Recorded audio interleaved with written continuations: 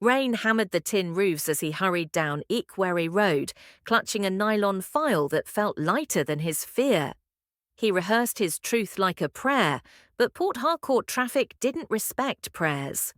Hello guys, welcome to my channel Nero Max Stories, where interesting stories of family love, history, billionaire African folktales, life courage, etc. are told.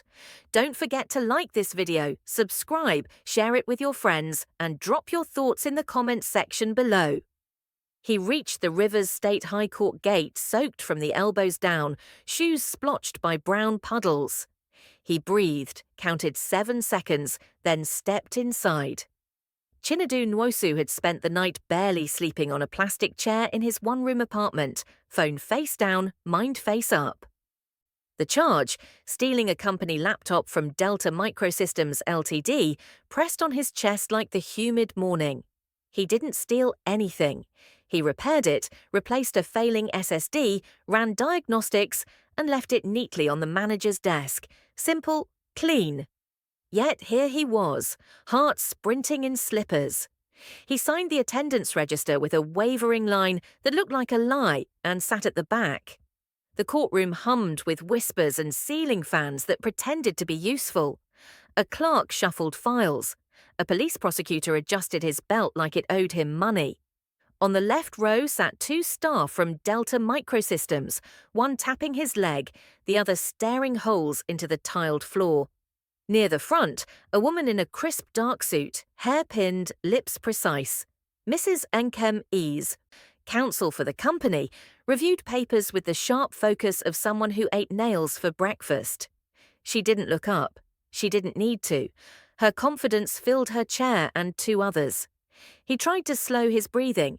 He pictured his tools, his tiny torque screwdriver set, the anti-static wrist strap, the labelled Ziploc where he kept spare screws grouped by size like small, obedient soldiers. He had left the laptop exactly as required. He had signed the logbook, the time in and time out columns inked with care. He had even greeted the desk officer. "Good evening, sir." "Good evening, Mr. Fix-It." The man had laughed. It was all normal until the call the next morning. "Report to the company. The laptop is missing." Now the clerk called the case. The courtroom rose and sat as Justice Amara Okoro entered, calm as a closed door, eyes bright but unreadable. He had seen judges before on TV. They always looked like mountains. She felt like a river, steady, watchful, quietly strong. He tried not to stare. He failed. The charge was read. He answered, voice scraping, "Not guilty, my lord." The words sounded smaller than his heartbeat. The judge nodded once, a simple gesture that said, "Good, we start from here." Mrs. Eze rose like a blade drawn from a sheath. "My lord, the company's internal audit clearly shows the accused was the last person to handle the device. He signed the maintenance log. After he left, the laptop vanished. Confidential project files were on it. We ask for the court's firm hand." He wanted to object. He wanted to raise his small hand and say, "The world is round, but this table is square. Doesn't that tell you something?" Instead, he swallowed and remembered the advice of a senior technician. When people are angry, screws strip easily. Don't force them. Turn gently. He cleared his throat. "My lord, I only repaired it. I returned it. His voice faltered. He had no lawyer. Legal fees had laughed at his savings like a bully. Justice Amara regarded him, then the counsel. "We will be guided by evidence, not drama," she said, tone level, almost musical. "Proceed." The prosecutor tendered the audit log, timestamps, signatures, device ID. The log was neat, almost too neat, and his signature sat there like a lone goat on a football pitch. He felt naked. The judge examined the pages, brow lowering a millimeter, then returned them. "Mr. Nwosu, do you have representation?" He shook his head. "No, my lord." "Do you understand the allegation?" "Yes, my lord." "Do you have any evidence to present?" He breathed. Here came the part that felt like tightrope without a net. "My lord, there is CCTV in the corridor outside the manager's office. I believe it captured someone entering late at night to remove a laptop bag. I obtained a copy saved on a flash drive. His mouth dried. He touched the nylon file. It crinkled emptily. He had left the flash drive in his room after double-checking it at 5 a.m., then panicked about the rain and the Kiki fair, and forgot it on the table next to his cold tea. He tried not to visibly break. "My lord, I need to retrieve it." A ripple passed through the courtroom. Someone snorted. Another whispered, "Convenient." The counsel smiled without using her eyes. "My lord, the accused requests a recess to fetch a ghost flash drive," she said. "We object." Justice Amara's gaze didn't move from him. It wasn't hostile. It was searching, as if weighing screws in a palm. "Where is this drive?" "My room, my lord. It's 10 minutes by Kiki if traffic behaves." He almost added a joke, but traffic and honesty rarely travel together, and swallowed it. Mrs. Ease slid in, silken. "My lord, the company, its clients, and the court's time are on the line.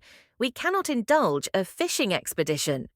He felt heat crawl up his neck. He wanted to say it clearly. Someone else took it. "I saw the footage."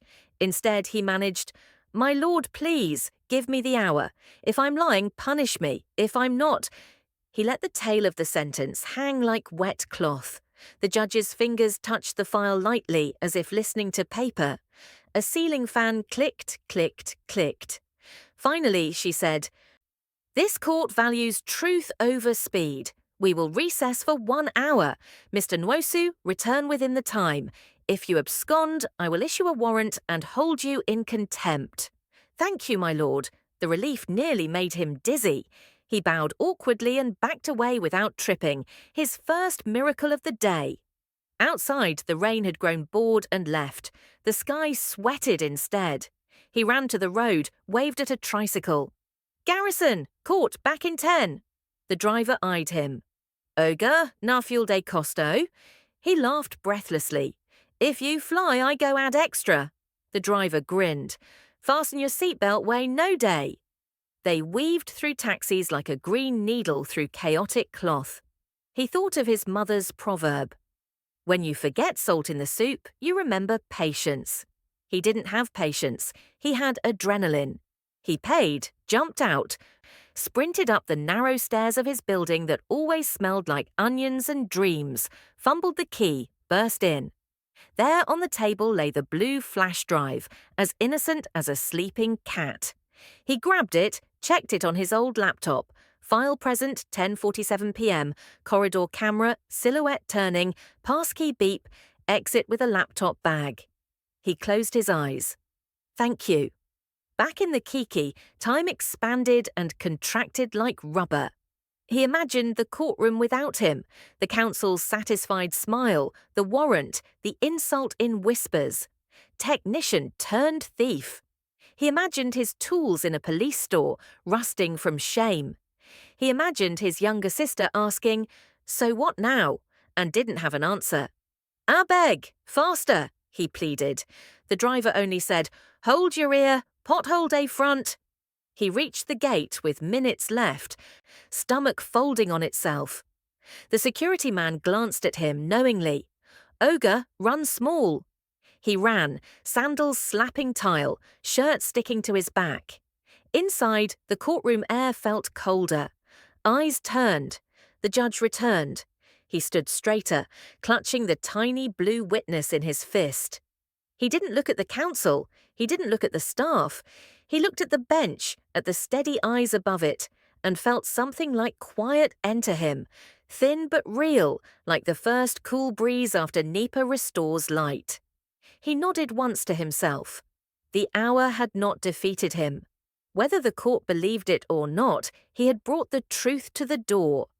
Justice Amara Okoro had seen hundreds of faces from the bench, defiant ones, broken ones, even faces that carried the shadow of lies, dressed in tears. But when Chinedu Nwosu stood before her again, holding that flash drive with trembling fingers, something flickered faintly in her memory. It wasn't the face of a criminal.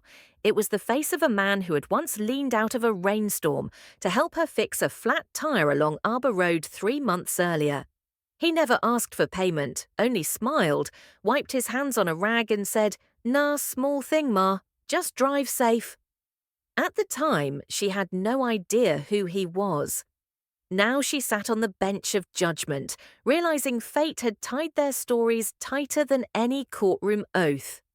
"Proceed," she said quietly, masking the recognition behind her composed tone. The clerk took the flash drive from Chinedu and connected it to the courtroom projector. The screen flickered once, then showed grainy footage from a CCTV camera. The timestamp glowed in yellow digits, 10:47 p.m. The corridor of Delta MicroSystems appeared under harsh fluorescent light. A figure walked briskly into view, female in corporate attire, hair tied back. She swiped a card, pushed the office door open, and minutes later emerged with a laptop bag clutched close to her chest. Gasps filled the courtroom. Chinedu didn't blink. His hands stayed folded, eyes locked on the screen. He wanted to shout, "That's her!" but held his peace. Justice Amara leaned forward. "Pause there," she said. The video froze with the woman's face half-turned toward the camera, clear enough to recognize her. It was Ifeoma Douglas, one of Delta MicroSystems' administrative officers, sitting just 2 rows behind Mrs. Ease, her face draining of color. Mrs. Ease's pen slipped and clattered onto the table.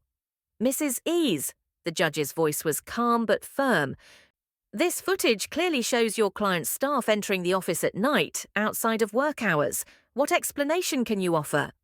The counsel adjusted her glasses, attempting a smile that didn't reach her eyes.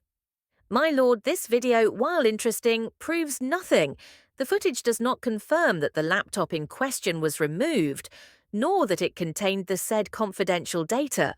My client merely wishes to—" "Enough," Justice Amara interrupted gently. "The video contradicts your earlier testimony that the laptop disappeared immediately after the technician left. This court cannot ignore that." The room buzzed with murmurs again. A journalist in the corner scribbled notes furiously. Ifeoma looked as if she wanted the tiled floor to swallow her whole. Chinedu stood silently, pulse pounding. For the first time since the ordeal began, the air around him didn't feel so heavy. Justice Amara turned back to Chinedu. "Mr. Nwosu, this evidence will be subjected to verification by the court's technical experts. Until then, this hearing is suspended. You are to remain within city limits. We will reconvene when authentication is complete." Her gavel struck once, clean, final, echoing off the walls like the sound of mercy wrapped in authority. As people stood and began shuffling out, Chinedu felt his knees weaken. He wasn't free yet, but for the first time, he didn't feel like a prisoner of lies. He approached the clerk to ask if he could get a copy of the court's verification letter. When he turned, he caught a glimpse of the judge stepping through the side door, her robe flowing behind her like calm justice itself. Their eyes met for half a second, not long enough to speak, but long enough for him to see something almost human in her steady gaze. Outside, the Port Harcourt sun blazed down on the courthouse steps. Reporters buzzed like flies, asking questions he didn't want to answer. He simply said, "The truth doesn't run, it walks home when it's ready," and left, walking fast, hands in pockets, the flash drive now safely zipped away. Across the city, in a glassy high-rise that housed Delta MicroSystems, Ifeoma stormed into Mrs. Ease's office. "You said the footage was gone," she hissed. Mrs. Ease shut the blinds and snapped, "Keep your voice down. That man was supposed to panic, not come back. How did he even get that footage?" Ifeoma paced, her shoes clicking like clock ticks. "If the judge verifies it, we're finished. My cousin at the insurance firm already filed the claim. They'll trace everything." The lawyer rubbed her temple. "Then we change strategy. We'll say the footage was edited, deepfake, whatever. These courts love technology jargon they don't understand. Just act confident. If you panic, we lose." Ifeoma stopped pacing, her eyes glossy with fear. Mrs. Ease, I can't go to prison. I said keep your mouth shut and let me handle it, the lawyer snapped. Now go, and don't answer unknown calls. When the door closed, Mrs. Ease let out a shaky breath. She had fought messy cases before, but this one was a snake pit of her own design. She picked up her phone, scrolled through her contacts, and paused at one labelled Fixer. Her thumb hovered over it, then she dropped the phone instead. No, she muttered. We handle this clean. But her reflection in the glass whispered back, Clean left the room a long time ago. That night, Chinedu sat by his window, watching the orange glow of Port Harcourt streetlights blur in the rain.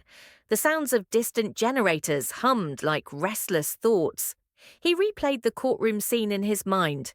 The judge's measured words, the shock on everyone's faces, the way justice had started to tilt slightly in his favour. And then it hit him. He knew her face before the robe. The woman who had once smiled at him on a stormy night by the roadside. The same woman who now held the power to destroy or save him. He chuckled softly. Life, it seemed, was a screenwriter that loved irony. He whispered into the wet night, So that's how God works, eh? He didn't know that, at that same moment, Justice Amara sat in her quiet study, still in her robe, sipping Zobo as rain tapped against her window. She stared at her case notes, but kept seeing that soaked, nervous man who once knelt beside her car, hands blackened with grease but heart honest. She had met him long before the gavel, and now he was the man standing before her fate's door. She sighed, resting the pen down. Coincidence, she murmured to herself, or maybe grace in disguise. She closed the file, turned off the light, and whispered a short prayer. That truth, whatever form it took, would not be silenced by fear or manipulation. Port Harcourt slept under clouds that night, heavy with more than rain, heavy with secrets, mercy, and the quiet brewing of justice yet to be fully served. The next morning dawned hot and restless, the kind of Port Harcourt heat that turned glass windows into mirrors of fire. At Delta MicroSystems, whispers had already begun to spread. The technician's video had become a legend overnight. Some called it fake, others said it was divine justice on replay, but to Chinedu, it was just truth, raw, pixelated, and waiting to be believed. He arrived at the courthouse early, dressed in the same neatly ironed shirt from yesterday. It was all he had that looked court-appropriate. His stomach fluttered with both hope and fear. Today was verification day. The technical experts would confirm whether his video was genuine or doctored. If anything went wrong, he would lose everything, not just his freedom, but the dignity he'd fought so hard to keep. Inside the courtroom, the hum of conversations paused as Justice Amara entered. She carried her usual poise, firm but warm, a calm amidst the swirl of uncertainty. She looked at Chinedu briefly, a flicker of recognition hidden beneath her judicial mask. For a moment, he wondered if she remembered their roadside encounter, but she gave no sign. The court technician, a young man named Emmanuel, stood at the front with a laptop connected to the projector. He adjusted his glasses and cleared his throat. My lord, after examining the submitted footage, I can confirm that the metadata and frame integrity are consistent. There is no evidence of tampering or edits. The video is authentic. A murmur rippled across the room like wind through dry leaves. Chinedu exhaled, shoulders dropping in silent relief. But Mrs. Nkem Eze rose immediately, ready for war. My lord, we cannot rely solely on one expert's claim. Technology is easily manipulated these days. Who's to say the accused didn't collaborate with someone inside our company to stage this? Justice Amara arched an eyebrow. Are you suggesting your client's own security footage has been falsified? Mrs. Eze hesitated, then smiled thinly. I'm suggesting that desperation makes men creative. The words stung.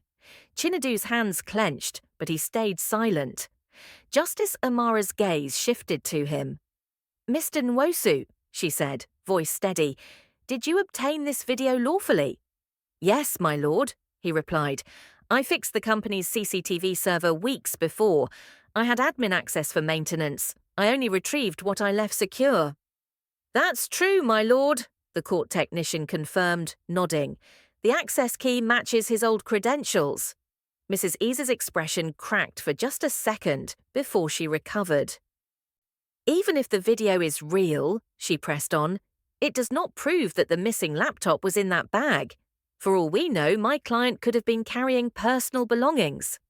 The judge sighed softly, the sound of patience wearing thin.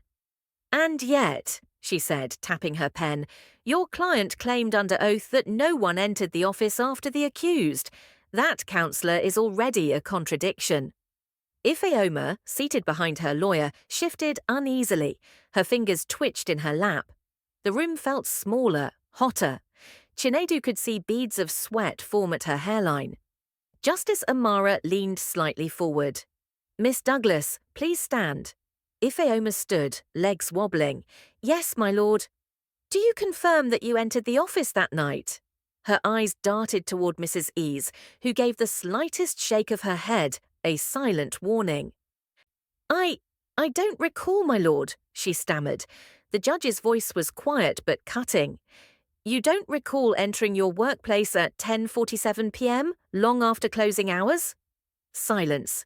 "No further questions," the judge said finally, noting something in her record. "This court will reconvene in 2 days. I expect honesty before pride ruins anyone's life further." The gavel struck. Outside, the press swarmed like bees. Questions flew. "Mr. Nwosu, how does it feel to expose your company? Did you and the judge know each other before this case? Do you think you'll win?" He said little, only, "If truth has legs, it'll walk to the finish line." Then he slipped away, disappearing into the heat of Garrison Junction. He returned home to his small room in Okoro, mind buzzing with half-formed fears. He replayed the hearing over and over, Ifeoma's trembling, the judge's tone, the look in Mrs. Ease's eyes, not fear, but calculation. Something told him this wasn't over. His phone buzzed that evening, unknown number. "Hello," he answered. A woman's voice whispered, "You think you're smart, Abby. Be careful what you reveal. Some truths can get you hurt." Then the line went dead. He stared at the phone, heart pounding. The voice was familiar, Ifeoma's. He sat down slowly, trying to steady his breath. They're getting desperate. Meanwhile, across town, in the glow of her study lamp, Justice Amara closed her law reports and sat back. Her mind wandered again to that day in the rain. Chinedu bent beside her tire, soaked to the bone but smiling through exhaustion. A stranger who helped without reward. She wondered if it was mere coincidence that she now held his fate in her hands. The memory pulled at her conscience. Judges weren't supposed to feel, only to decide. But justice, she thought, wasn't just a matter of laws, it was a matter of hearts. She rose, poured herself a small cup of warm tea, and whispered a prayer under her breath. "Lord, let truth prevail, and let mercy never be mistaken for weakness." 2 days later, the courtroom brimmed with tension. Mrs. Ease walked in confident as ever, though the dark circles under her eyes told another story. Ifeoma followed, pale and withdrawn. Chinedu sat quietly, his flash drive safely locked away in his pocket. The proceedings began, and Mrs. Ease wasted no time. "My lord," she declared, "I wish to present new evidence that suggests tampering with the company's audit log." She held up a printed report, eyes gleaming. "It shows that the accused edited his sign-out time." The judge's brow furrowed. "And where did this come from?" "Our IT department discovered it last night," she replied smoothly. The court technician frowned. "My lord, that's impossible. The original file I reviewed was sealed in court custody." The judge's eyes hardened. "Mrs. Ease, are you accusing this court of negligence?" "Not at all, my lord," she said quickly. "I'm simply presenting facts." But it was clear to everyone that the supposed new report was a desperate fabrication, one more thread in a web of lies tightening around itself.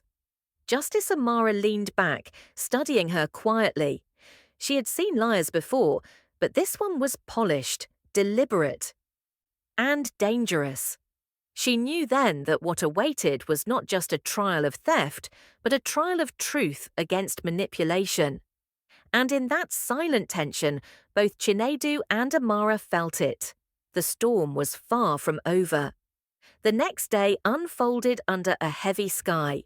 Port Harcourt's usual bustle seemed muted, as if even the city knew something dark was brewing beneath its humid air. Chinedu woke to the sharp buzz of his old Nokia phone, the vibration rattling against the metal table by his bed. Unknown number again. He hesitated, thumb hovering over the green button. Curiosity won. "Hello?" A soft female voice came through, trembling at first but growing steadier. "Mr. Nwosu, please don't hang up, it's Ifeoma." His heart skipped. "What do you want?" "Peace," she said quickly. "Please, I just want to talk, face to face. It's about the case." He almost laughed. "You want to talk after you tried to ruin my life?"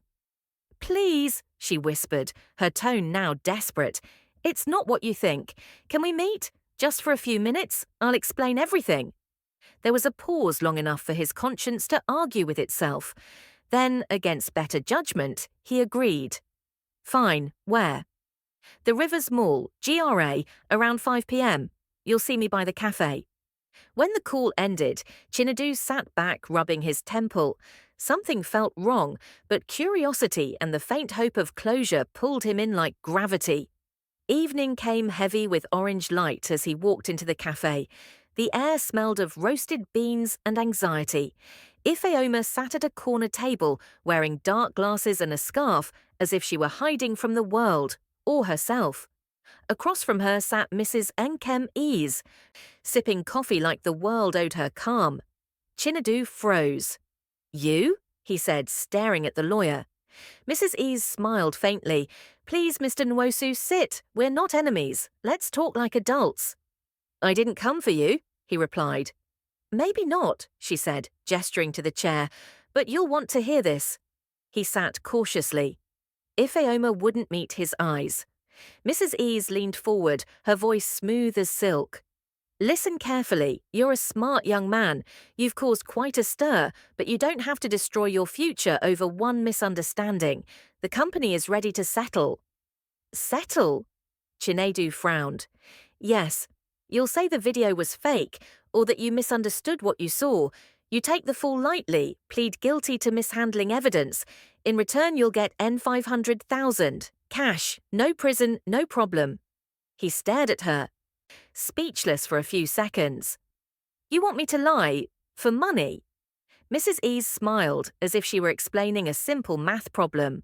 "Not lie, Mr. Nwosu, just adjust the truth. Everyone wins.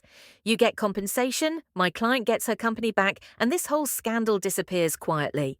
Chinedu's laugh came out shaky, bitter.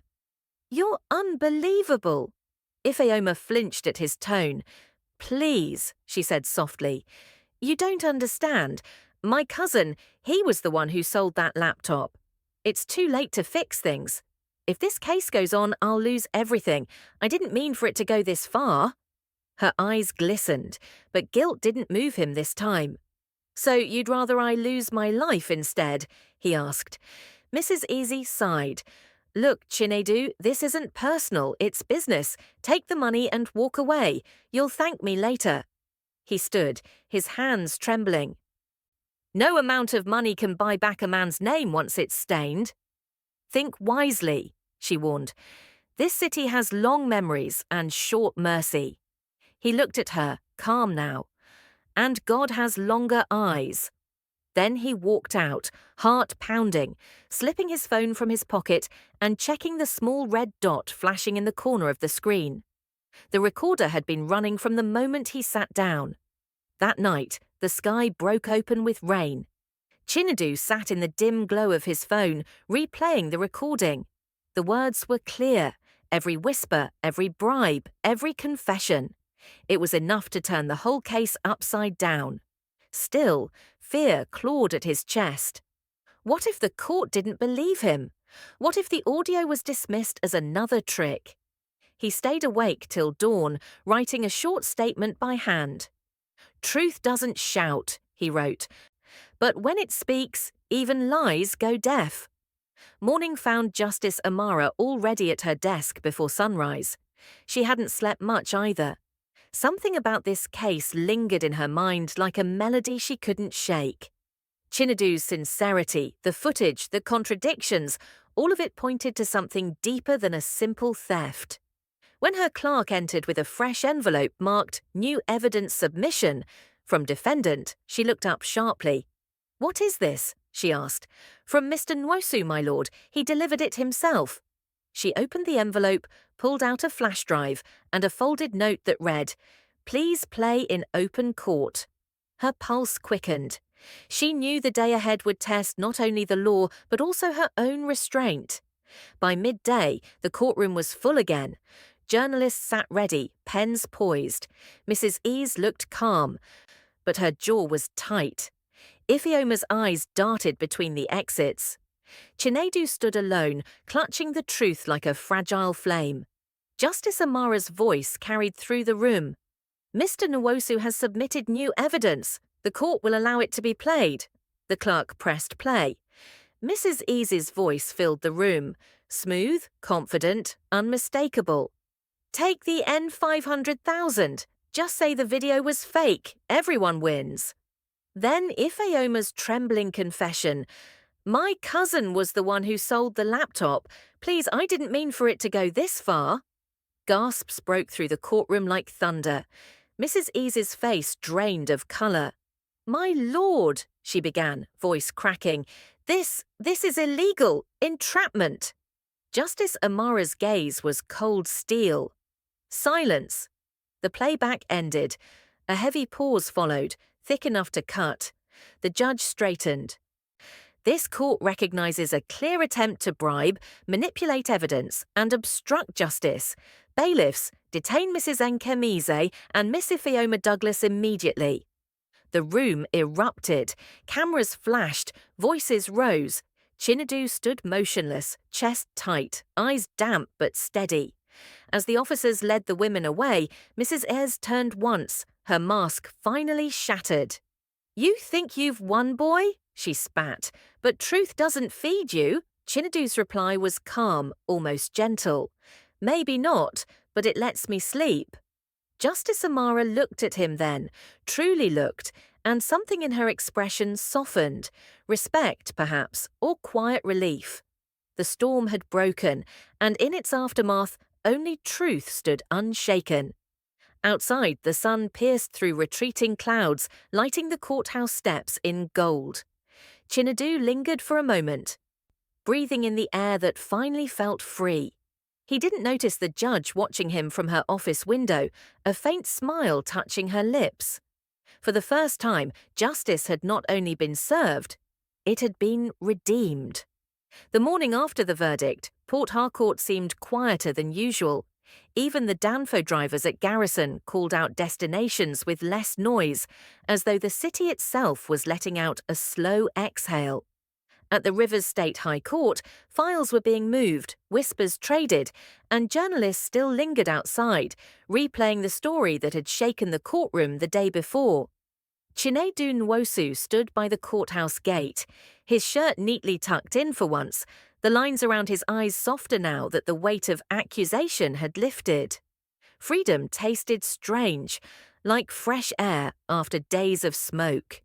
He waited, holding a brown envelope with a note of thanks he intended to give to the judge. His heart wasn't sure whether it was gratitude, admiration, or something deeper pulling him to see her one last time. Inside her office, Justice Amara Okoro sat behind her desk, reviewing the typed order for the arrests of Mrs. Nkem Eze and Ifeoma Douglas. Both women had been remanded for conspiracy, bribery, and evidence tampering. The system had worked, for once, and it gave her quiet satisfaction. Still, she couldn't stop thinking of Chinedu. How easily an honest man could have been buried alive under paperwork and lies if he hadn't fought back. Her secretary knocked. "My lord, Mr. Nwosu is here to see you." Amara hesitated. Judges rarely met defendants outside the bench, but this case wasn't ordinary, and neither was the man who stood at its centre. "Send him in," she said softly. Chinedu entered, nervous but composed. "Good morning, my lord," she smiled faintly. "Mr. Nwosu, you are officially a free man." "Yes, ma," he said, his voice quiet. "I just came to say thank you. You saw what others didn't. You listened." She shook her head. "The evidence spoke, not me. You simply had the courage to bring it forward." He nodded, still clutching the envelope. "This is for you, just a note. Nothing serious." She took it, reading the short line written in neat handwriting. Truth doesn't need to shout when courage is willing to speak for it. She smiled, touched by the simplicity. "You have a way with words, Mr. Nwosu." He laughed softly. "If only words could fix laptops." Amara chuckled. "Perhaps they fix hearts instead."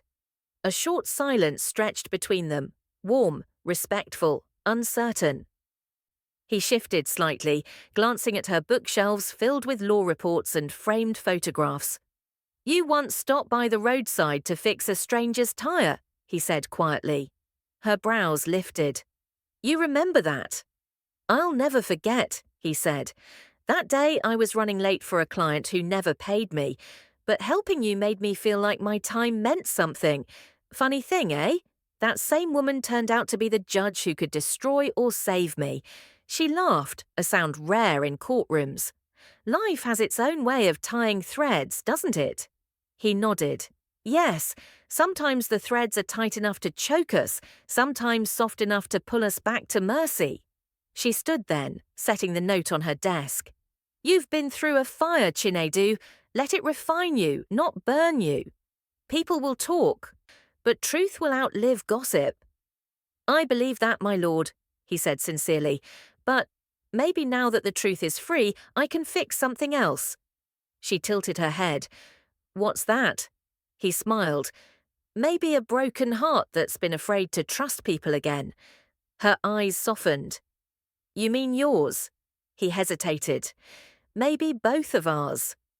For a moment, the room grew quiet, except for the hum of the air conditioner. Two people, scarred by the same storm of lies, now stood in the calm after truth. There was no need for grand gestures, just a knowing smile. Finally, she said, "All right, Mr. Nwosu, but if this is another case, I'll need to see proper documentation." He laughed, hands raised. "No, my lord, this one's off the record." She smiled back, extending her hand. "Then maybe coffee, not in court, but somewhere less formal." He took her hand gently. "It'll be an honor, my lord." "Amara," she corrected softly. "When the robe is off, just Amara." He repeated it under his breath like a secret prayer. "Amara." Outside, the courthouse clock struck noon. The journalists were gone. The city had moved on to its next noise, but inside that quiet office, something pure lingered. Two hearts finally unburdened by suspicion. Chinedu walked out into the sunlight, his steps lighter than they'd been in weeks. He turned once to look back at the courthouse, not as a place of fear, but as a reminder that justice wasn't just a word on paper. It was alive, human, breathing in the choices people made when no one was watching. As he stepped onto the busy street, his phone buzzed. A text from an unknown number appeared. "Coffee, Friday evening." "Don't be late." A smile spread across his face. He tucked the phone in his pocket and whispered to himself, "This time I'll make sure to bring the flash drive, and maybe flowers." The camera of life pulled back from the busy street, yellow buses honking, people shouting, vendors laughing. All the noise of Port Harcourt wrapping around one man who had faced the storm and walked out whole. Truth had not only freed him, it had found him someone who saw the man beyond the mistake, the courage beyond the chaos. And that, perhaps, was the quiet miracle he never saw coming. Sometimes life tests us not to break us, but to show us what still shines when everything else is stripped away. Truth may walk slowly, but it never loses its way. And when integrity stands tall against deceit, love often finds the courage to meet it halfway. If you enjoyed this story, don't forget to like, subscribe, share it with your friends, and tell us what you learned in the comments below.